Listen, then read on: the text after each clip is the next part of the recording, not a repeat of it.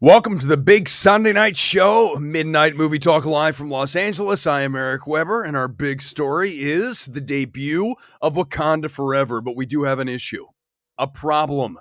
This is a film that opened some $22 million under the original Black Panther. Let's go right to Variety and get their little write-up and see how they viewed this $180 million domestic opening for Wakanda Forever. We scroll down, we look through it, and here's what we get. We get them saying that $180 million over the weekend provided a much-needed lift to beleaguered cinemas, which I would agree. We've had a craptacular couple of months. With the last big film was Black Adam, but really before that, the last time we had a four-quad, tentpole, motion picture, blockbuster in the marketplace was Thor: Love and Thunder back in July. I mean, the studios did the theatrical chains dirty with this just film after film that was not big enough to keep selling tickets and keep them in business. So finally we get Wakanda Forever, but look, we're at 180 million. The original opened to 202 over the 3-day. Now, some people are going to say, well, it had the Monday holiday and you throw that in. Well, here's what I'll say about Wakanda Forever. It had the Friday holiday. We had Veterans Day on Friday. You're telling me that doesn't count for anything? The fact that pretty much every kid and a lot of students, they were out of school on Friday, so they could go to see the film at 1 in the afternoon, 2 in the afternoon, 3, noon. All of those matinee shows were available on Friday. So I would say that there's no way we cannot compare these two and say that it's very fair to put them head to head. Black Panther from 2018 and Wakanda Forever from 2022. So you're looking at minus 22 million, which is about 11%. So why did that happen? Well, I think we need to come to the realization that there is indeed Marvel fatigue. I put that poll out there a couple days ago on Twitter, said, hey, are you tired? Do you feel Marvel fatigue right now? And 60 plus percent, 2/3 of the audience said, yes, I need a break. I would say that I need a break. I don't want to see another Marvel movie anytime soon. Not until like far into 2023. I know we're getting Ant-Man down, right around the corner. And then we get Guardians. I think I might just wait for Guardians, even though Ant-Man will be fun. Yeah, right. But I just need a break from the MCU. And that is problem number one. People are fatigued of the Marvel brand. That is why this is under. Also, very important. Phase 3 was Black Panther. Phase 4 is Wakanda Forever. The difference between Phase 3 and Phase 4, night and day, as you know, we are building towards Endgame. We are building towards the biggest cinematic event ever in the history of cinema. In the history of movie-going was Endgame, the biggest film ever, right? We'll never see something like that again. That was a once-in-a-lifetime experience where everybody was talking about a film. So when you're in Phase 4, you're talking about these films that are all kind of just mid and they're just not connecting nearly as well as Phase 3. And when you remove Robert Downey Jr. and Iron Man, Chris Evans, Captain America, and you're left with Thor, even though I love Chris Hemsworth, I think at this point we have to say he's pretty much of a supporting character. And then you have supporting character Doctor Strange, Cumberbatch. So you don't have those gigantic names and characters to attach yourself to in Phase 4. That's the other issue that's going on right here. But I think also there is no question the reality that this Wakanda Forever is not a great film.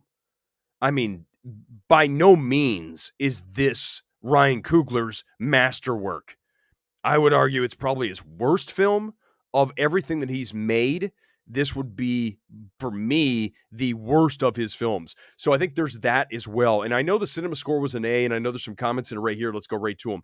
And people were saying, hey, wait a second. How did this A cinema score come in here? Listen, here's what I think happened with the cinema score. I've been cinema scored. I know how it works. I've been cinema scored. You get handed the card, and as soon as the movie's over, you grade it A through F. And then you're left with whatever you feel on the film, but you got to remember you're handing it to somebody, so people are sometimes going like, I don't want someone to see that I graded this a B or a C. I think this is graded on a curve, right? We expected Wakanda Forever to be a great film, or at least a very, very good film from Ryan Coogler and the sequel, even though we didn't have Chadwick. We just expected it. The problem is it's not, and a lot of people just don't want to admit it. And that's going to dovetail very nicely into our next topic here in a moment. But I think that's why you see this A cinema score graded on a curve. People graded it based on the feelings of Chadwick Boseman and just wanting to like the film, so much so that they overvalue it. And that's a problem we have with film criticism, film evaluation, and it's a film that we're going to talk about here in a moment, The Fabelmans, is the inability for people to admit when something is not great, even though by all measures it should be. There's no reason Wakanda Forever should not be one of the best MCU films, and instead it's a very mid at best MCU film. So when your expectations are so high and then the actual quality is not there, some people just can't admit it. They just go, it is what it is. How many people just don't admit realities, right? I mean, that's like when we talked about Namor back when I saw the film on Tuesday. We did the live stream, on Thursday when we had your reactions. When you look at Namor and you look at Tennick's physique, it is not of a quality that is necessary for Namor. That's reality. And I don't care if you say it's mean. I don't give a crap. That's not what I'm here to do, is be told that you're being mean. The world is mean. And unfortunately, Huerta's physique is not at a Namor level. In fact, today, funny story, I was at Walmart and I was going through, by the way, don't ever go to Walmart on a Sunday, especially the one here in LA in Burbank that like everybody goes to. I go in, I go, oh my God, I can't even get my cart around the place. There's a picture of Namor and Tennick, and I'm looking at him, and it's like they clearly use someone else's body. And I've said this over and over. We're not going to do it. I promise. I didn't want to go here, but I have to because I saw it and it drove me crazy. You shouldn't have to completely re-render an entire actor's body because they didn't physically match up to the role, which is exactly what it is. If I had a picture of it, I could probably find one online. They were pushing some kind of Black Panther promotion, cross promotion with God knows what, toilet paper, which would be apropos. But when you look at the body, you're like, wait, that's not the guy in the movie. Like, he doesn't have that chest. He doesn't have those abs. What are we doing here? Right? Just stop. Don't lie to me, advertisers. What ends up destroying it at number one? Well, here's the good news. It has nothing coming out next week, right? She said it's coming out. That's not a major film that's going to give any trouble to Black Panther 2, Weekend 2, okay? So we really have nothing until we get Strange World, Thanksgiving. I'm hearing mixed things about that. And really, it's got a nice runway until we get to Avatar 2. But it still isn't the kind of film you want to see again, is it? Those of you who saw it, do you really want to run out and see Wakanda Forever again? Like, yeah, let's say no, because it's not great. There's very little, if anything, in this movie that even pumps you up to get you excited, unless you enjoyed Ironheart, incinerating cops on the bridge. If that's your idea of entertainment. By the way, no one really wanted to go there. Like, why did no one, I'm surprised the conservatives didn't freak out over that. Like, someone turned it into this big thing. It'll happen. I'm surprised it hasn't. Maybe they just didn't bother seeing it. There is a significant portion of the population, right, that thinks that Disney, and I don't like saying this, I don't like doing this, but it is the reality that people go, it's woke, and I don't want to see it, and this and that. I don't think the movie's woke, okay? And I hate even using that word, but there is a segment of the population who does believe that. So I'm sure that had a part in this thing not doing as well as we expected. Let's get into, we'll come back to some comments, but I mean, really, that's the short and long of it. Okay, it's the 11th biggest global MCU launch. So the 11th biggest, period. I noticed some of the trades today saying, well, of the pandemic era. I'm like, wait, we put that to bed. We put pandemic era to bed months ago. And all of a sudden, now that we're in the fall, and yes, I still have a cold, and we have people getting sick again, which is what happens when it turns to winter. People get sick with colds, and we survive and we move on. It's the pandemic era is coming back. And I'm like, shut the up. Like, stop. Like, COVID at this point is like a show that is so close to being canceled, but the network keeps renewing it and saying, let's just keep it going, but no one's watching it, right? Like the old days, they had to fill a slot, on NBC. They had all these slots they had to fill. Just renew the show. That's COVID. Let's renew it because we have to have something. And you had Biden. Oh, God, we're doing politics. We had Biden going, oh, we have to extend the emergency. I'm like, good Lord. No one is doing this shit anymore. Stop. All right, let's talk about the Fabelmans. Here's tonight's big story. We have two big ones tonight. This is the Fabelmans, and this is why I'm going to use this, and then we're going to extend and talk about something tangential, but I think is very, very important when we talk about film evaluation. So Fabelmans debuts New York, LA, 160,000, 40 per screen, 40,000 per screen. Decent number, not spectacular, but solid enough, okay? And then it's going to roll out to the rest of you here coming up this weekend. I think that's the plan. It's not a total platform where they do it and then it's going to be like New York, LA, and then boom, everyone gets it. The Fabelmans is sappy. The Fabelmans is absolutely cringy. It is melodramatic. It is not a good film. Okay, there is no other way to spin this. And when I'm on Twitter and I'm reading things, I'm going to pull up the tweet right now, and you guys can help me out. I do not know this person, but I need you guys to help me. And this is what drives me insane when I read these things. It makes me want to go. I think he's here in LA. It makes me want to find this guy. Okay. And you guys can say, I just go, what are you doing, Sean Fennessy? I don't know who this. He's head of content of Ringer. He's got a big pick. Fine, whatever. He has 126,000 followers. Okay. I don't really know much about Sean. It's fine. Whatever. Everyone did it. Okay. Here's the reality. So let me go down to one of the tweets. I came up in my thing and I go, what the hell did I just read? The Fabelmans, Spielberg 2022, 1,000,000 times yes. Like, Sean could not be more wrong. Like, you couldn't craft a tweet more wrong than this. And this is a film expert. Film expert.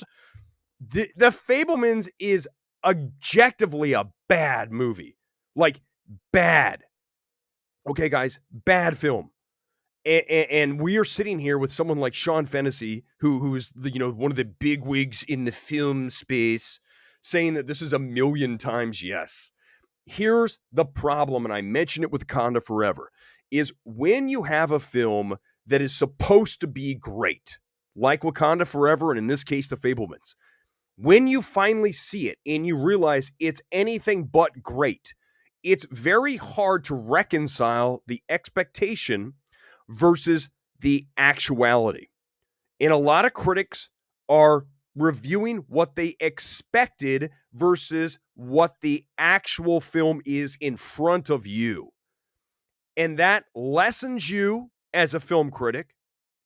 It lessens your value going forward. It lessens your brand, everything that you stand for in the world of film evaluation, as I like to call it, is lowered.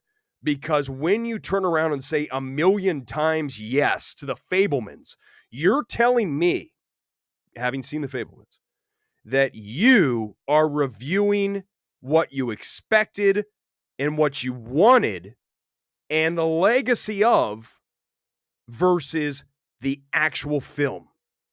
And that's not doing the job right. The way you do this job is you objectively look at the final product, even though we all wanted the Fabelmans with Steven Spielberg's life story in front of us to be a great film. It is so far from a great film. It's not even a good film. And I'm not going to pretend that it is. But these other people want to, again, say, look, it's so great because they thought it was going to be great. Like, no, man, the movie's not, man. The Fabelmans is bad. And why do people do that? That's my question. Why do people review films versus the reality versus what they expect? And they're also like afraid to say that Steven Spielberg made one of his worst, if not his worst film in The Fabelmans. I can't think of The Fabelmans being a bad movie with Spielberg making a film that is about family and love and making movies rather than the sad slog like Best Picture loser, Power of the Dog. let's not compare the two, Lonely Lizard. Let's just say that when you see the Fablemans and you aren't able to establish that this film is cringe central. I called it Cringe City. It is absolutely cringy throughout the entire thing. It is sappy. It is melodramatic. It is artificial. It is poorly edited. It is bad. Michelle Williams, not good. Paul Dano, overdoing it. Hey son, how are you feeling today? Versus just going, hey son, how you doing? Right? When I see Paul Dano, and I go back a long way with Paul Dano, right? Go back to him. For me, if I'm not mistaken, the first time I saw him was that movie with the porn star, the girl lived next door. Was it called The Girl Next Door? Which was kind of a cool movie. When you look at Dano, who's an awkward looking dude, okay, let's make sure that's true as well. Paul Dano's never going to be like judged as GQ Central, but that's fine. He's perfect for what he plays. But Paul Dano, one thing he does is he sits on it instead of letting it go. So watch The Fablemans. He just makes this face like, and I'm like, dude, throw it away, let it go. You need to be less phony is only the best way to put it. And the whole movie's phony. And I think that when you look at Michelle Williams and Paul Dano in this film, neither one is great. Okay. And then I have these elitist film evaluators, and I use this in major quotes, telling me, oh, a million times yes. Like, okay, dude. Okay. Okay, buddy. You say so. Not a great film, but man, you're just don't even okay, fine, Edward. I probably should not watch the Oscars, but here's the deal. Edward, I'm sorry, man. Listen, you're my I like you. We're buddies. But The Fableman's bad. I don't care if it's going to win at the Oscars. If it wins at the Oscars, it's telling me they are reviewing and awarding the film based on Steven Spielberg's legacy, not on the film The Fablemans. We can't do that, man. We can't do that. You can want to love it as much as you want, but when you finally see it, you just go, oh my God, this film is terrible. It's bad. It's a 5 out of 10 for me. It's poorly edited. The acting, except for the kids, is not great. And it's just not a good film. And by the way, don't tell me the last scene is good and that makes the movie. The last scene is very strong. I wish the movie started with young Spielberg going into the office, right? For those who haven't seen it, I'm not going to say what, but I wish we saw that and then the movie goes forward, not all the crap from before, like the monkey at the house. What the hell am I watching? So bad. Yeah, he was good as Brian Wilson. He was good. Super 8's way better than The Fablemans, and it's absolutely a better tribute, Patrick. It's much more of a tribute to Spielberg than The Fablemans, which is, I know that sounds insane, a sci-fi film with a monster that escapes from a train crash, right? That whole thing, the alien monster, it's been forever since I've seen Super 8, but Super 8, as many flaws as it has, is way better than The Fablemans. Oh my God. I mean, it's not even close. Dude, it's not good. Edward, I'm sorry, man. I can't even go here. I can't even go here. It's not a good film. It's objectively terrible. I mean, it's bad. Driving straight into a tornado with your children's peak cinema. I'm just saying the last scene's overrated. Whatever. The last scene's better than anything else, Edward. Get good Lord. If The Fableman's a questionable choice to win Best Picture, maybe she said is far superior to The Fablemans. It's like not even close. Not even close. Someone on Twitter asked how Spielberg would be perceived as a director if his filmography only went back to 2008. I thought that was interesting. That would be. I think when you listen to this, though, look at his period from, what was it, 02 to 3. 02, 03. You had Minority Report, Catch Me If You Can, and AI. I think it was AI and then Minority and then Catch Me in order. When you look at those three films in the span of not even, was it a year and a half, 2 years? Not even. Okay. Those three films are three of Spielberg's best films back to back to back. And when anyone tries to throw The Fablemans in as one of his best films, none of them, not one. Fablemans doesn't beat Catch Me If You Can, Minority Report, AI, keep going down the list. Go back. I'm just saying, of those three films, Fablemans gets wrecked. Fablemans gets gutted and thrown in the flaming dumpster of crap compared to those 3 films. And I'm not even going through all the rest of the Spielberg stuff. I'm just picking the 3 in a row. So bad, man. It's such a bad film. I hope it wins so I can laugh and go, you guys don't even know what you're doing. It is a bad Hallmark movie. It it feels schmaltzy. It's the whole thing rings inauthentic. It rings trying too hard. From Williams and Dano to the overall film, the edits are bad. I mean, not a good film. I can't. There's nothing more to say about it. It's just so not good. Okay, let's do a couple more things, then we'll get into whatever you want to do. I've got a huge awards week. Okay, the Fablemans. God, I gotta wash that taste out of my mouth. Finally, we get eyes on Babylon tomorrow night here in Los Angeles. The premiere is here. I am going. I am going to have a live reaction late tomorrow night. I'm talking late. The movie is 3 hours long. It starts at 6:30. So that means 9:30 plus a Q&A plus some kind of dessert thing afterwards down in the lobby. Of course, I'll hang out. You know, I don't want to eat a whole bunch of stuff because I'm like Mr. Strict Diet guy. But I will go from there back here. I bet you we're live at about 10:45 tomorrow night. That's very late. That is 1:45 Eastern. But if you want to know my thoughts on Babylon, is it the film to beat for Best Picture, Best Director, Actor, Actress, every which way you want to go, supporting Pit? We are going to talk about that tomorrow. It's not going to be a very long stream because I'm going to be exhausted, but I'm going to get the hits, runs, and errors out on Babylon. And you know what I'm going to do? I'm not going to spin it like the fools who saw Fablemans in Toronto. Oh, it's such a wonderful, what a perfect film. One of his best films. Okay, if you say so. So tomorrow night, Babylon. Is it the film to beat for Oscars 2023? Oh, I don't know what. Listen, Edward, when you have, first of all, Babylon trumps what other commitments you have. Unless you have some kind of family emergency, really, when you're at this point of the year and we are talking about the final major film that's coming in, other than Avatar, but I mean, listen, this is an awards film, right? You have to put this above everything else. I had a million other things tomorrow to choose from. In fact, one of them, someone was asking me if I've seen yes, I've seen the old Knives. I've not seen Knives Out 2 or Glass Onion. You know how, listen, I told you guys about me and Netflix, right? Yeah. We're not on the best of, we're not best buddies. And it's okay. And nothing wrong with it because I will continue to do what I do, which is watch a film and tell you my unvarnished thoughts on it. And that goes for the Fablemans. That goes for any film, including every Netflix film that has an issue, which is almost all of them. And that's just what it is. And if that means that I'm not going to have the access to the studio, you guys can have that. The rest of you who want to, kiss ass and all that, go for it.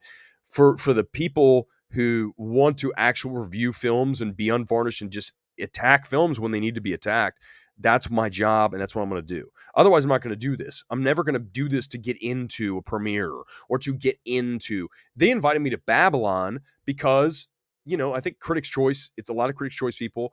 They know I run Awards Ace. So that's great. And you know what? Maybe I'll come out and say it's not good. But the point is I value the fact that a studio is mature enough to handle when you destroy a film and then you turn around and uplift another. And the perfect example of that with Netflix, for Netflix, if you can't remember this, then I don't know who's running the show there. Well, first of all, that's a shit show in and of itself. Is last year, I really liked Power of the Dog. I loved Don't Look Up. And then this year, I hated The Gray Man. I think that Adam Sandler in Hustle was the joke for Best Actor. That's no way that's happening, but watch out. Watch it happen somehow. But when when I say that Don't Look Up is a Best Picture thing, when I came out of it, I said, this is a Best Picture. And then I turn around and destroy The Gray Man.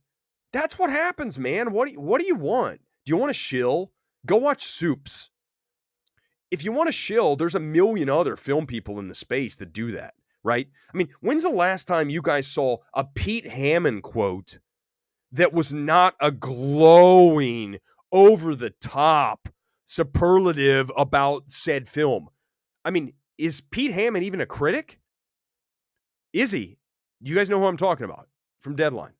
I mean, seriously, tell me I'm wrong. Show me a Pete Hammond quote that destroys a film. Show me one, just one. I don't even need just one, not two or three, one. You're not going to find it because this industry is full of people who have to say what they need to say to get money. And I don't know what it is, man. The way I was built, so be it. I don't have any need for that. I mean, sure, don't get me wrong. I have a need for money. No one who doesn't. But I also would never be a shill. I will never walk out of. I think Hammond called News of the World. Oh my God, what a forgettable film News of the World was. He came out and called it, if I'm not mistaken, a towering achievement. And it's on the poster. In fact, hold on, let me look for it. I'm not kidding you. I would just wait. Pete Hammond. Hold on. Let me see. News of the World. Hold on. And if you guys have seen News of the World, like a towering achievement for what? For like how is News of the World a towering achievement? Oh shit, where is it? Come on. Oh, here it is. Oh, oh my God. Guys, I told you oh shit. I'm gonna go off. Here we go. Oh jeez. Where'd it go? No, where'd it go? Hold on. Oh no. No, don't go away. Hold on, let me pull it up. I had it right in front of me. Hold on, you got to see this. Where is it? Where is it? Damn it. Damn it, it was here. Hold on. This is not, I'm not happy. I literally had it right here. Okay, here, I'm going to pop this one up. Give me a second. There it is. Okay. Let me see if I can zoom in on this.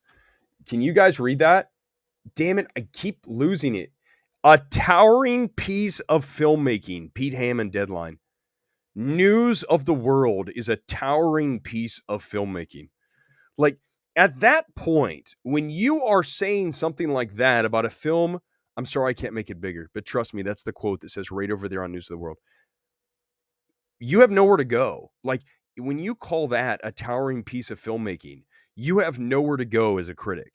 That's why you have to save the truly lauded. Like, when you're talking about a towering piece of filmmaking, I mean, if you're going to talk about one from this year, there's a few. I would say that you could say Top Gun Maverick is a towering piece of filmmaking. You could say Decision to Leave, towering piece of filmmaking.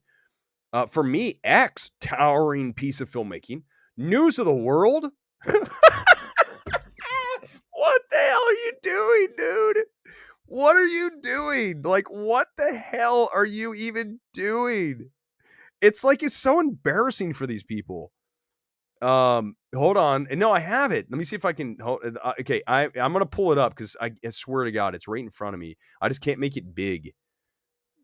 No, it's the old poster. It was nah. You got to trust me. It says a towering piece of filmmaking. So bad. It's there. Hold on. United 93 is a much better. Oh, good God. United 93. Pick any Paul Greengrass film. It's better than News of the World. And that's another thing that happens when you watch News of the World. You have these critics that go, oh, it's Tom Hanks, it's Greengrass, it's a Western. It's not good. News of the World is not a great film. I mean, it is. Talk about a film. I bet you don't even remember that film. Some of you are like, what? There was a film with Tom Hanks reading newspapers across the West? By the way, the only part of the film that was good was him actually reading the stuff. Too bad. Him in the feral girl, that whole thing didn't work, right? And Paul Greengrass, this is one of his worst films. And yet, according to some, it's a towering piece of filmmaking. It's so bad. It's so bad. I'm sorry. It's so bad. And I know Pete Hammond, I'll probably run into it a thing, but I'm just telling you, how do you defend that quote? I mean, if someone came after me and said, why people come after me for Thor, Love and Thunder, and I said, it's super, I loved it, I had fun, but I would defend it and say, I think it's a really fun film. But how do you defend News of the World as a towering piece of filmmaking? But more importantly, is not just the quote. It's that every single film that a critic walks out of is a gigantic, kiss ass fest with the quotes. And that's not good. That's not a critic. Why are we listening to these people? Like, why does anyone even value the words? You can't tell me there's no value. There's no value to the person's words who comes out of a film and says that's that forgettable and says a towering piece of filmmaking. Except you've got to remember the studios are looking for quotes. And I don't know how the system works. I mean, I've had some quotes, but I didn't get paid. But who knows? There might be some systems where, hey, if you give us a quote, we can hook you up. And the other half of it is this: if you do Q&As, this is why you're going to get this nowhere else. By the way, I'm going to answer your question, Minute Brain. Here's what you're going to get nowhere else is what I'm about ready to tell you. That there are a lot of people in this space that are part of the system. Right? So they are part of the studios, almost the inner lap. They mesh with them to the point where they offer the quote and then they get either access, or for some of these people like Pete Hammond or some of these Q&A people, you then do a Q&A for News of the World during FYC time. And if you are a critic like me who says this film is borderline unwatchable and no chance, do you think they're going to turn around and use me for a Q&A? No. But here's what I say to that. If you know that I love a film like After Sun or Top Gun Maverick or X or Elvis, I'll do your Q&A. And you know what you'll realize when you listen to me on the stage? You'll be like, that guy's real. He's not a Hollywood phony like a lot of these people. Oh, you're so great. Everything's perfect. Here's the truth. And I know this sounds strange and maybe some of you don't believe this, but it is 100% heartfelt and it's absolutely who I am. If Universal came to me and email me tomorrow and say, we'd like you to do a Q&A for the Fabelmans. First of all, it's never happening. I'm just saying, let's just pretend. Let's play Bizarro World for a moment. I would, out of my own duty and out of my own honor, I'd say, no, I can't in good conscience do this because I don't like the film. So when I go up on stage, I'm going to have to lie, and I'm not good at that. So I'd be up there talking to Paul Dano and Michelle Williams after savaging them here on the thing, on the stream or in Twitter. And then all of a sudden you're asking them questions and then you're just like, you have to be phony. That would be really awkward. So don't worry. I'm not going to do it. Like I wouldn't even do it. Like, do you think I'd show up? I don't want to show up for a party for the Fabelmans either. Universal, I think, is cool enough they'd still invite me, but I don't think I'd go because it would be awkward because I don't think the film is good and I don't think the performances are great. So how am I going to do in that situation when I'm there with Michelle Williams and someone comes up and says, Michelle, and I have to say, oh, you were fantastic in my week with Marilyn, because that's how I have to do it, because I can't say she was great in the Fabelmans because I don't believe it. So what you get out of me is 100%, whatever comes out of my mouth is what I believe in. Okay. There's never going to be any kind of agenda. In fact, if someone ever tried to put an agenda with me, it's never going to work. My bosses, I told you guys I used to do TV news. When I was a TV news anchor, if you left me alone, I was great. If you tried to micromanage me and tell me what to do, oh man, you didn't want to deal with that, because I will do the job and I'll do it well, but I don't want to be told how to do it. And that's why we started the channel. It's why if you guys watch on Film Courage, you read the tweets, you're here tonight, you know that what you're watching is authentic. What you're watching is someone who is passionate and has great integrity. And I would never say something I don't believe in. But unfortunately, we live in a world that people do that all the time. They do it for money. They do it for access. They do it to be liked, right? The video I have on Film Courage talking about the death of a film critic. And for me, none of those things really matter. I think that you are going to be liked or valued based on your words and based on your integrity and based on your track record, not on you kissing people's asses. And there's plenty of people in this town who've built a career on that, and I don't want to be that person, and I have no interest in doing that. Otherwise, I won't do this. I'll do something else. So that's what I do. I would like to see you do a Q&A for the Fabelmans, and Michelle, Paul, and Spielberg are okay with you not liking the movie. No, there's no way. There's no way. That would never happen. Gone Girl, here's the thing, and I understand why. You don't want to have a person who's asking questions to be critical of it. FYC time is all about accentuating how great your film is, even if it's not great. That's why someone like a Pete Hammond, or there's other Q&A people out there that will absolutely do that. They have no problem doing it. They'll collect the paycheck and they'll go home and sleep well. For me, the whole thing would ring phony. I wouldn't feel good about what I did. And then I would go home and probably not sleep well. Well, I have more money, but I wouldn't sleep as well, because I think that in this world, you really have only a few things. And one thing you have is your word. You have your integrity. You don't have a whole lot of other things. that you have, deep inside of you, your core values. And for me, that's just who I am, and that'll never change.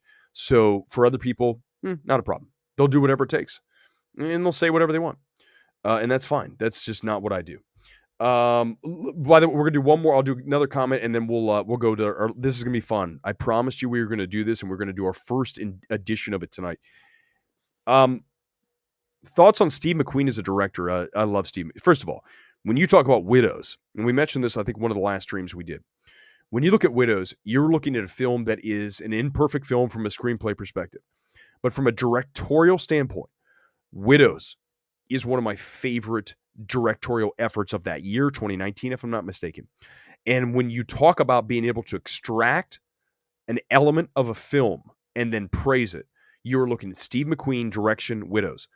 Okay, not Best Picture Widows, but director, because of the cinematography, the score, the assembly, the edits, the creativity of that film. So that's and Steve McQueen is always going to have a really cool. By the way, I need to watch the miniseries. I didn't get a chance to watch it. Small Axe. I love his craft, so I have a feeling I'm really going to like the film. I would like the series. Although I wish it was a film. I never got around to it because it wasn't a film. Remember, guys, I told you if it's not a film, I'm like, Okay. So before we get into tonight's feature, real quickly while I do this, can you guys spot the new screener on the walls? It's there. Anyone? Can you see it? There is a new screener on the walls. And can you find it back there? It's in plain view. It's not hiding anywhere. First person that sees it gets something. At some point we're going to get, now that we have 1,000 we're monetized, we're going to give things away, such as the CB screener that's not on the walls. There's one. There it is. Ken Murray. Ken Murray. He sees it. You guys see it? 13 Lives, right next to Joker. Why did I put it back there? Nemo, you were so close. No, not Rocket Man. It's been up there forever. 13 Lives is brand new. Just showed up in the mail yesterday. 13 Lives. Look at the color. See, this is why I have an artistic flair to me, right? Look at the green from 13 Lives bleeding into the green from Joker. Do you see? This show is not just about the substance. It has style. And the fact that, right, you see it back there, and look at the way that some of this flows. You got the Lego movie and the Green Knight, the oranges, the up oranges. There's some design aspect here. So I'd like a little bit of love for that. Thank you, Ken. I owe you something. When I'm back in Boston, I can buy you a drink. Okay, here it is. This is going to be fun. This is our new MMT segment. This is the Physique Critique. I was all over Namor and Tenequerta for not having the ripped, shredded physique that I wanted out of Namor. So now we're going to go back through different performances and look at the physique of the actor, and we are going to break down our thoughts on it. And we start tonight with maybe one of the best, if not the best, physiques ever in film for a role. It is Hugh Jackman in Wolverine. Where'd it go? Get out of here, Infinity ad. Okay, so look at Hugh Jackman, first of all, deadlifting a shit ton of weight. Like, do you guys see? So these are, I think those are 45s, the big ones, because they look more than they are. But in the what's it called? CrossFit world, that's a 45. He's deadlifting. That's probably 45. No. To me, that looks like he's deadlifting 360 pounds. So it looks like he has 45 on 180 on one side and 180 on the other. If that's the case, he's deadlifting 360. Okay, but okay, so let's go down and look at him. This is him getting ready. This is what Tenek needed to do. Oh God, here comes the hate. Look at this man.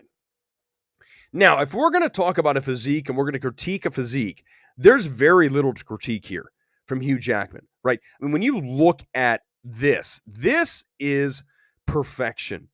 This is a man who's got the sculpted delts. He's got really nice looking bi and tri going there. Good forearms, the chest, really nice. He's got the plate there. He's coming really cut up. And then you've got the abs. And then you've also got something I'm still working on myself is the traps. He's got the traps. I mean, he's got the knives coming out of the hands. That's taking work. There's a lot of really great stuff in this picture. But when you look at this, you are saying 100% absolutely jacked. And yes, the pun was intended, as it should be. I mean, this is what you should look like. I mean, when you look, you can look. I mean, look at the definition. Look at the definition there of the abs. Like, I'd say this body fat is definitely below 5. You can see the obliques. I mean, this. And by the way, honestly, when I look at this, I don't see a whole lot of Photoshop, because you got to remember, Photoshop's really advanced over the years. Now, I'm not suggesting there's not a tiny bit, but I'm telling you right now, when I look at that deltoid and you can see the veins popping through there and everything going on there, that is not photoshopped. It might be a tiny bit, but if it's any, it's not much. It might be like the coloring. He got a little, maybe put some makeup on, or they made him a little darker, use a different filter. But I'm telling you that is what you should look like. That is the dedication you need to play a role like that. And that's why I am being critical of Tena Huerta in Wakanda Forever, playing Namor, because Namor should have looked more like this. And Tena Huerta does not look like this. Don't tell me he does. Not even close. And I'm sorry, man. It's a physical, acting is brutal line of work. And people are going to critique you. That's the reality of it. And when I look at Hugh Jackman, I've got no notes. That's one of my things when I come out of a movie. What notes do I have for you? I got nothing when I look at Hugh Jackman. So this is tonight. This is like probably the easiest physique critique that we ever will do. By the way, hit me with anything that you guys think is another good physique critique, because I have a whole bunch in my head, but anything you have, there's the cough, there might be some that I haven't thought of. So in the comments, make sure you please leave me anyone you'd like to go and bring into the physique critique. By the way, it will be trademarked. So if anyone else steals this, I swear to God, I will hunt you down. How much time do you think they prepare physically for a role like that? Does the blame lie with the cast and the actor? Here's what I would do. If I was Marvel or the casting director, I would absolutely, when the actor is coming in, so when I'm looking at all the actors for Namor, I am saying, take your shirt off. That's part of the role. Namor is shirtless the entire time. I'm going to say, walk in with your shirt off, and we are going to do look like Misty Olympia. We're going to look at you, turn around, let me see it like you're a piece of meat. That's the reality. We're doing acting here. We're playing a role that's physically got to be jacked. And then I'm going to say, I'm going to look at who I have. I'm going to say, who's the best actor here? And then I'm going to try to find the best blend of actor to physique. So I want to find an actor who's good, and then the physique. Obviously, Hugh Jackman's perfect. So that would be the ideal situation. But let's say we have an actor who's a decent actor, but the physique is like stellar. Like, I just go, this guy doesn't have to do much work in the gym. I'm going to give him a leg up on a guy who's a little bit better actor, but the physique is going to take a lot of work. Because why? Because you know that it's going to take time to get there, and you don't know if they're going to get there. I mean, some people just can't do it. I mean, it takes a long time in the gym. You guys, I've told you that. I mean, I just sent another shirtless pic the other day. It takes time, like years, not months, not days. It takes a long time. So if I already see a guy or girl who is not able to get where I want to be physically, then I'm going to be like, we can't do this, because I don't want to have to risk the fact that you're telling me you can get there versus you show up looking like that. Right? I mean, yeah, Ben Affleck as Batman got huge for Batman versus Superman. He's hulking, pissed off Batman. He did look good. I mean, I don't think Ben Affleck's ever been... Okay, the best Ben Affleck ever looked with a shirt off was The Town. Remember, he was doing the pull-ups and the push-ups and all. He looked very lean. He looked very good. Ben Affleck at his physical peak was The Town. Now, he did look more swole for Batman versus Superman. And I think when you look at Robert Pattinson, he put some size on. I would still want to see Robert Pattinson hit the gym even harder for number 2. If I was Matt Reeves, if I was, giving him some advice, I would say, listen, Robert, you're doing well. Let's really dial it in. Like I told you guys, I saw Taron Egerton at the gym, by the way, rumored to be playing Wolverine. He didn't tell me that, but I mean, listen, he is thick. Taron Egerton is on his way. So Taron's showing me he has the work. I mean, I saw it in person. I see what he's doing. He's circuiting, right? He's doing push-ups into pull-ups into abs. Pull-up, sit-up, ab. Pull-up, push-up, ab.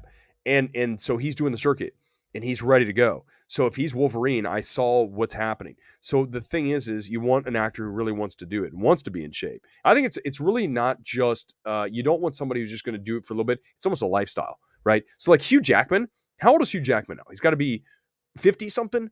He looks amazing. He still goes to the gym. Like Hugh Jackman's never been out of shape.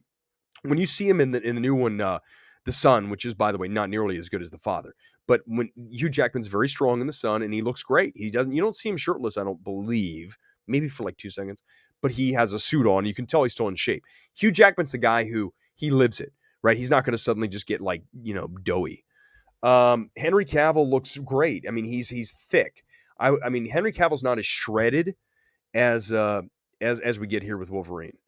I mean, truthfully, what note do you guys have for this? I mean, when you look at this, you just go, there's no other thing. This is pretty much perfection when you look at this. Oh my God. I'll tell you, this cough better go away. Because tomorrow night, we're back on again doing Babylon. We're doing Babylon at like 10:30 at night. And if I still have this cough after seeing through a 3-hour movie, it's going to be tight tomorrow, guys. We're going to go boom. Babylon's going to be like this 15-minute just cram session of all my thoughts on the film and where it stands in the Oscars landscape, because it's going to be the first screening. So you want to be back here tomorrow for that. All right. He's making me want to go to the gym. Stephen Amell, he looked good. Yeah, he looks good. I don't think he's not like this though, right? He looks good, but he doesn't look this good. And same with Chris Pratt, when he got ready for Guardians. Remember that picture? He looked good, but he doesn't look like this, right? This is another level. This is like 300. And we'll do that too. By the way, Gerard Butler's coming up. Gerard Butler for sure in 300. Brad Pitt, Fight Club. We can go. There's many, many, many. Feel free. We can go Robert De Niro, Raging Bull. But remember, it's, man, it's not just about, I just had my Bobby. Did you hear the voice crack? That's so exciting. It's not just about your size. It's about in the cuts. It's really about what the role requires. So for Wolverine, you want him to look like this.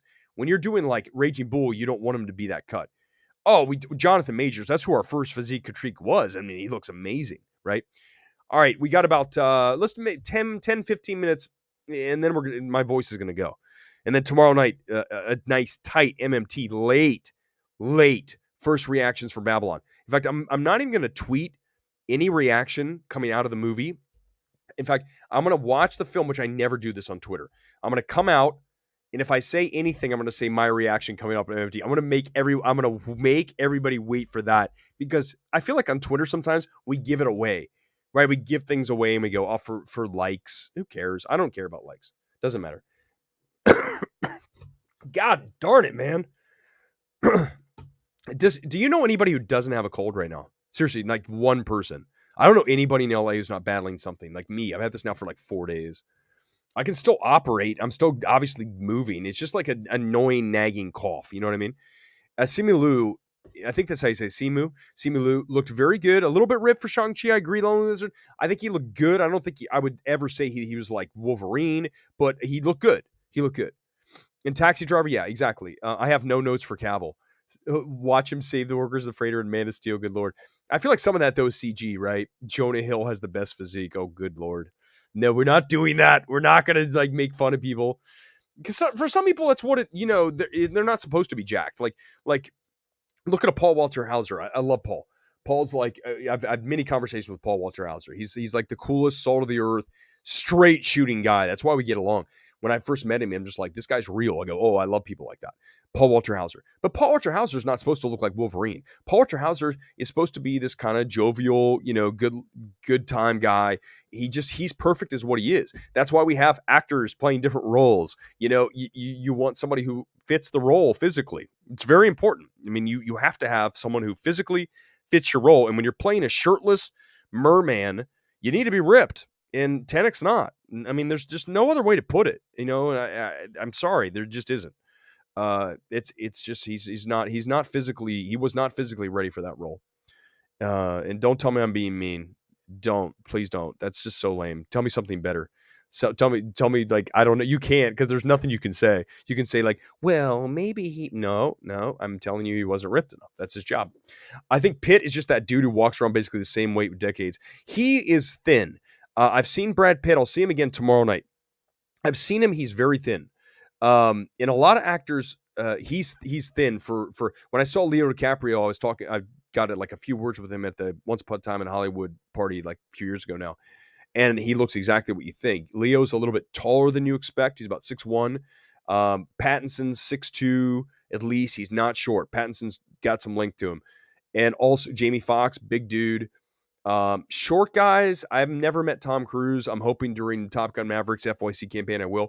But usually the actors you don't want, they're not too tall because you don't want them to be too big for the movie. You want them to be like kind of this 5'10", 5'11", like George Clooney size, which is about where I am. I'm about 5'11". So it's like that in between. You're not too tall, you're not too short. Because that way, when you don't have to have like the actor, the actress that you're doing the scene with be on like an apple crate, right? So you have the apple box. You just have them eye to eye. So you like look at Vince Vaughn's like 6'5". You can tell. Like in some of the movies, you can tell the other guy's like, way too. He's too tall. Yeah, Joe Manganiello is how do you say it? He's pretty jacked. I would agree. He looks good. He looks really good.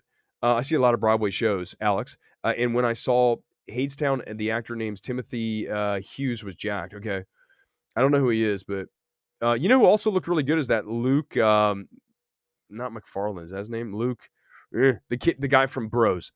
He's great. He's really good in Bros. The love interest in Bros, not Eichner's love interest. Luke McFarlane. No, Luke. Hold on. Let me look on Awards Ace. I've got him listed. I love Luke in a supporting role in that movie. I think he's very good. I mean, if you're gonna do something cool, do that. Let me see. Luke. The hell's Luke's last name? He looks great. He looks like he's a little McFarlane. It is Luke McFarlane. I don't ever second guess yourself. Luke is a little bit like more what would I say? Not short, stocky. He's stocky. So he doesn't have like Hugh Jackman's a longer, like I think he's like 6'1", and he just has that longer, leaner look to him. And I know we're being so specific. I'm so sorry. Chris Evans looks good. Chris Evans did get in good shape for Captain America. I wouldn't say he's shredded. I would say he was in very good shape. Shredded for me is when you look at Hugh Jackman, right? That's the epitome of like the perfect body for that role. I mean, it's very hard for people to look at. People, listen, Bros is not a bad film. Bros is just, if you are uncomfortable with gay, you're going to be very uncomfortable watching Bros. I mean, very uncomfortable. But Luke McFarlane is fantastic in that movie. I had fun with it. I really did. In terms of women, Angela Bassett's arms are amazing. I would agree with that. Because, I mean, listen, some are going to hear me. Listen, for a female's arms, I think you want to be a little leaner, right? It looks more feminine to me. So personally, I think Angela Bassett absolutely has great arms. You don't want to look like Hugh Jackman if you're a woman, I don't think. At least I don't. I mean, to each their own, but I personally don't want to see. Speaking of that, you do know that Rose Glass's next film is going to deal with a bodybuilder, and that has Kristen Stewart in it. That I cannot wait for. I'm hearing it's almost finished, if not in post. Some good sources. And they say Rose Glass's next film is coming. It's got Kristen Stewart. She's the lead. She's got a female bodybuilder companion. I don't know who. It's like a first-time actress opposite her because they needed someone who was jacked. I just know this. I want to watch Rose Glass's next film. I don't care what it is. Criticize Snyder all you want, but the guy understood the physicality of actors needed for his films. 100%. You know who else did? Is Bruckheimer. Bruckheimer would say, you are going to boot camp. You're going to be shredded. Look at Jerry O'Connell, okay? Do you guys remember Jerry O'Connell in George of the Jungle? Wasn't he George? I want to say that's what it was. He got like super shredded because Bruckheimer produced it and said, you're going to get in shape. He made his actors get ripped. And I say yes, because that is your job. You are portraying somebody who is physically fit and is the ideal. So you need to look great. That's why I've been so hard on Namor, because it's not, when I go to Walmart and I see the artist rendering of what he looks like, and then I see the movie, I'm like, this is two different things. Like, when I do the Hugh Jackman Wolverine, I didn't see much difference between the action figure and Hugh Jackman. When they're doing Namor, they had to they take his head and stick on a different body. That's not good. Yeah, Zac Efron looks jacked. We'll do that. Maybe we'll do that next for the physique critique. He's playing Kevin Von Erich. If you guys don't know about the Von Erichs, let me tell you quickly. This is one of the films that I cannot wait to see. You have the Von Erichs, the wrestling legend, the family, and the tragedy that befell that family. Okay, multiple brothers committing suicide, and Kevin Von Erich is kind of, he's the brother that held them together as best he could. And I can't wait to watch it because it's from the director, and I'm forgetting his name right now, who directed Mary Margleen, blah blah, with Elizabeth Olsen, which I love. Now he also did that other one from 2 years ago with Jude Law, which was completely forgettable. But I trust that he's going to make a really cool dark drama with the Von Erichs and Carrie Von Erich. If you want to talk about a physique, and I know that Zac Efron's playing Kevin, but Carrie Von Erich had one of the best physiques of any wrestler in the history of professional wrestling. I mean, he looked better than Hulk Hogan as far as I'm concerned. You talk about a guy who was chiseled, who had size. I mean, if you wanted to have, here's the body you want to have for a superhero, like a Black Adam, you would say Carrie Von Erich. So I cannot wait. By the way, yes, I love old wrestling. You guys, I could do a whole show about old wrestling. So when I hear that they're making a Von Erich movie, I'm first in line. The Claw, 100%. The Claw, Patrick. The Claw. All right, we got a 5-minute warning here on the Sunday night. Tomorrow night, Babylon live, 10:45-ish. It might even be 11. Just know that we will be on. It will not be long. It'll be me talking about the film, where it fits in Best Picture, Best Director, Actress with Margot Robbie, Brad Pitt supporting, Diego Calva, actor, screenplay, production design, cinematography. It's obviously Damien Chazelle. You know you're going to get a score because you've got, what's his name from First Name? Justin Hurwitz. Oh my God, this film, it should be the film to come in last second and do all the damage. I'll confirm it with you tomorrow night here live on MMT. 5 minutes here. Thank you. And it's going to be fun. Listen, that's going to be a big stream because here's the reality. No one's talked about the film. No one's seen it. And you're getting two things out of that stream tomorrow night. One, the first person to come out of the movie. And two, someone who will be absolutely fearless with what the evaluation of the film is. Most people are going to come out of there saying that it's great, it's a masterpiece because it's Chazelle. That's fine, maybe it is. But again, like The Fabelmans, just because your expectations are extremely high for a film doesn't mean they are going to be met. So I will confirm whether it is all there tomorrow for the premiere of Babylon tomorrow night. It's going to be awesome. I can't wait for that show. Okay, less than 5 here. Texas Tornado, exactly right. Solomon. This is going to be a great film. And let me find out what the name of it. The Nest was the name of the film that he did. Hold on, I just do that. Because every time I think of that Marlene, the Elizabeth Olsen cult movie, that movie's awesome. Okay, Sean Durkin's his name. So Sean Durkin is the director of the Von Erichs, and I know what he's doing in how he operates and how he does films. It's going to work. So this is going to be a very dark drama, which is exactly what the Von Erich story is, right? I mean, it's the destruction of a family and suicide and everything and all the stuff that they went through to pro wrestling, the painkillers, the things that they did to get in there. And, even though pro wrestling's fake, it still hurts when you get slammed, when you get thrown into a turnbuckle. It's not like it's fake. You really slam into that. You saw the Von Erichs wrestle when you were a kid with the old man. Fritz Von Erich's the old man. That's cool. You must have lived in Dallas, or you must have been in the Dallas area. They were at the Sportatorium a lot, but I can't wait. The Von Erich's father was trained by Stu Hart, and the son is Bret Hart. Oh my God. Listen, Bret Hart, when you talk there, the voice is just about gone. Thank God we have 2 minutes. Bret Hart, when you talk about the excellence of execution, you're looking at a wrestler who probably was the best pure competitor in the ring. I mean, the master of so many holds, and was the physicality that he moved around the ring, the way that he would actually snap people on the snap mirror, the way he would, on the suplex, he had a purpose to his moves. I love Bret Hart and how I know that a lot of people talk about that, but in even listen, Chris Benoit. I mean, Chris Benoit, God knows what he did, to his family. Okay, that's a whole nother thing. But Chris Benoit is a wrestler. Oh my God, that guy was just a monster. Paul Bush. Okay, in Houston. Yeah, I know that they're the Von Erichs for Texas. I can't wait for the movie. Hold on, I saw one in here I want to get to. Glenn Powell. He looked really good. Glenn Powell looked great in Top Gun Maverick. Glenn Powell is he's a little stocky, right? So I don't think I met him. He sat at my table for Critics' Choice one year. Nicest kid, good looking kid, but he's not like, he's probably about 5'9", 5'10". He's not like lanky. So he's got that kind of more compact kind of thing going on, but he looked really good. That beach scene, everyone looked good. You could tell that someone said, hey, probably Tom Cruise, because Tom Cruise looks great for almost 60. Is he 60? He looks fantastic in that beach scene. But listen, you're going to take your shirt off. Look good. You're an actor. It's part of your job, right? If your job is to take off your shirt, then you better look good taking your shirt off. It's not, I mean, come on. That's why I'm so hard. That's why I'm so hard on Namor. I should be, because he has a shirt off. I forgot to add Owen Hart to my, Owen Hart. I mean, God, what happened to him when he fell off the thing? I mean, that was insane. That was live during the pay-per-view. He's up there and he's getting ready to come down as the Blue Blazer, right? And he falls into the ring and snaps his neck. That's what happened to Owen Hart. And then everyone in the audience is like, holy shit, that's real. And he didn't even move, like, because he snapped his neck and it's over. Like, right, you break your neck like that, there's no moving, it's done, your life's over. And that was just a horrendous, talk about a tragedy there. And Eddie Guerrero, same thing, right? He committed suicide, right, Eddie Guerrero. This is now turning into Pro Wrestling Hour. Sorry, for those of you who don't like pro wrestling now, but here's the one thing I've established. If you ever want to talk about old pro wrestling, I've now established that I'm an expert in that as well, or at least somewhat of one. At least I can talk about it. You know, if someone comes on here and starts going, the Von Erichs were a wrestling family in Tallis, and they didn't know. I'm like, no, Kerry Von Erich looked like a Greek god. Kevin had the claw. He wrestled without shoes.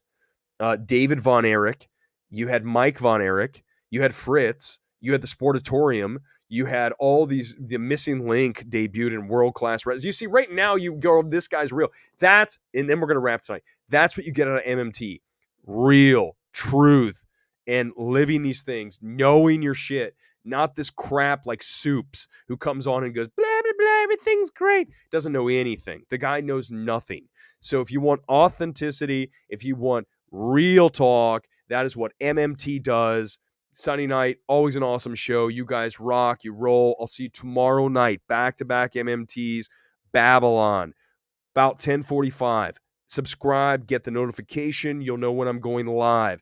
I'll try to give you a heads up on Twitter as well, but it's going to be late. 3-hour film, plus the drive from Beverly Hills back to the Valley. It's going to take some time. There's a party in there. I want to hang out and have a drink. So I will discuss Babylon tomorrow night, live. I'm going to guess 10:45 might be 11. It's very late on the East Coast. If you don't watch it live, you can always watch it in the replays, which we have right here. Again, thank you to everyone who subscribed, got the channel monetized. Love you all. Sunday night is over. I'm going to go rest my voice and get ready for Babylon tomorrow. Good night to you.